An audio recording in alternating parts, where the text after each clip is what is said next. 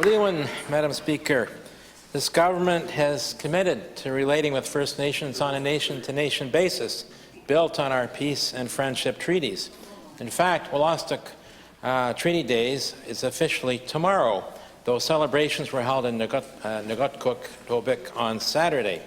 The original treaty of 1726 was signed with the Pescatamakati, Wolastoqey, and Mi'kmaq nations to end a 3-year-long war and establish a legal relationship between them and the British. In particular, it recognized that the British could only establish new settlements on their lands lawfully, subject to future negotiations.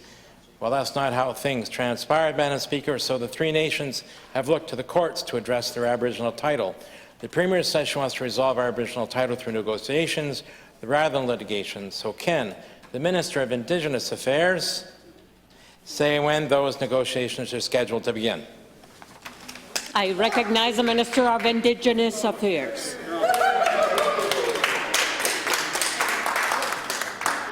Thank you very much for that in-depth question. So we've been very clear that we agree with the courts that discussions around legal claims or title claims should be or best done around the negotiating table and not in front of the courts. It's the reason why we've instructed the lawyers from the Attorney General to kind of transition from litigation to more a negotiation-based approach. It's a little bit difficult for me, obviously, to kind of go into details on where we're at with negotiations. Obviously, the matter is still before the courts, but I can reassure maybe the member opposite that an approach based on nation is very dear to us, and it is the approach that we are going to take.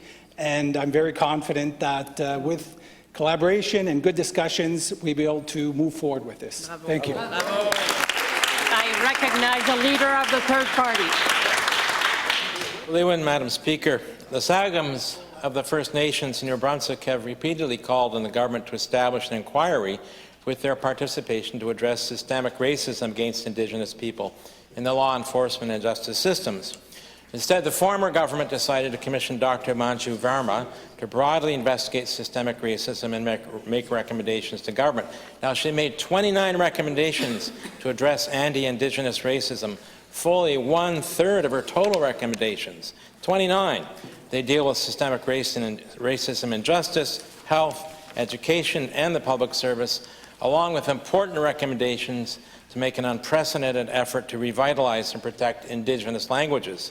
So can the Minister of Indigenous Affairs describe how he is addressing these 29 recommendations concerning Indigenous peoples in New Brunswick?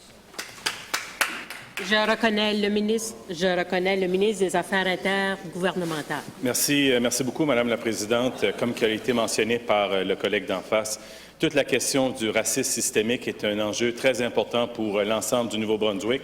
Et puis, c'est certain qu'au cours des prochains mois, comme je l'ai déjà mentionné auparavant devant cette Chambre, nous travaillons très fort à s'assurer de mettre en œuvre les recommandations qui ont été présentées à l'intérieur du rapport. Et puis, certainement, nous allons continuer à le faire.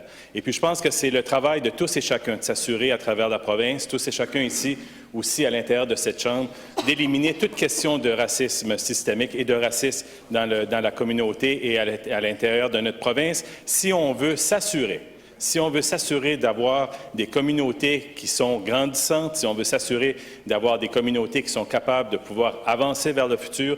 Et puis, soyez assurée, Madame la Présidente, que nous allons continuer à travailler avec ardeur et sans arrêt pour s'assurer que cette direction-là d'élimination du racisme puisse être réalisée au Nouveau-Brunswick. Merci, Madame